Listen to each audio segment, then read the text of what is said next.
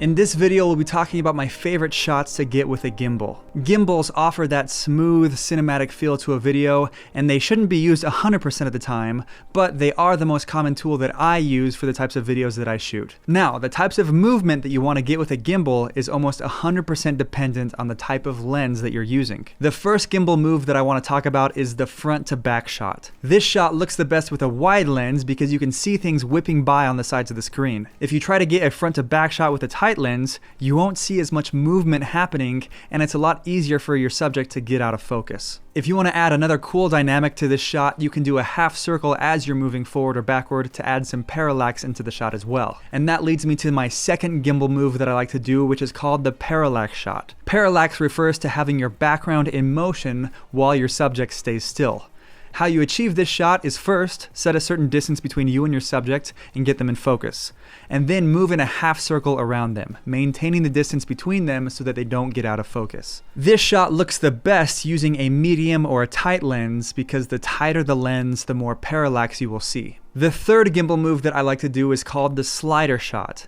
This is exactly how the shot would look if the camera was on a slider, but instead of being on a slider, it's on your gimbal. Gimbals will never be quite as smooth as sliders, but they can get really close if you practice enough.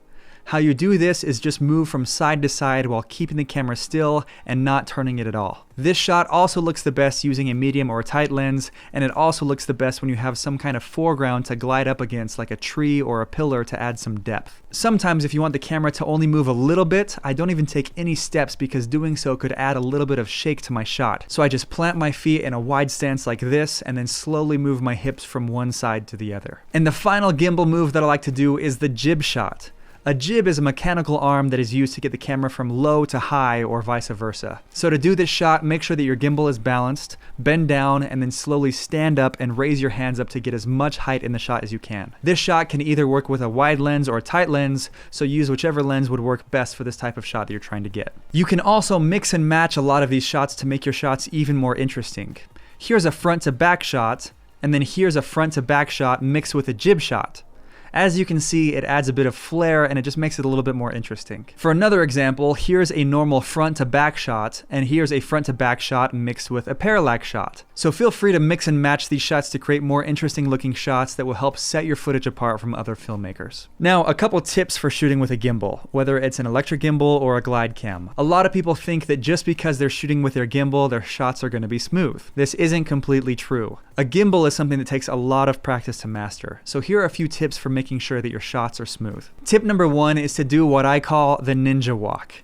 If you walk normally with a gimbal, just like how you walk in real life, you'll see the camera bob up and down like this.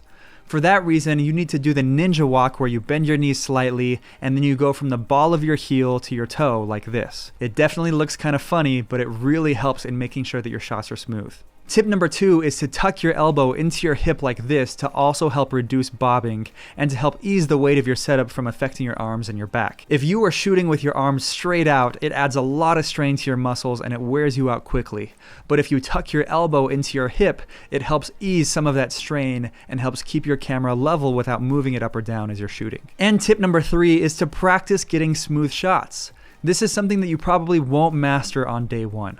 But I promise that if you practice the shots mentioned in this video, eventually your shots will get smoother and smoother and you'll be able to build up endurance and hold your gimbal for longer and longer. But that's it for this video. Thanks so much for watching. Let me know if you have any questions and we'll see you in the next one.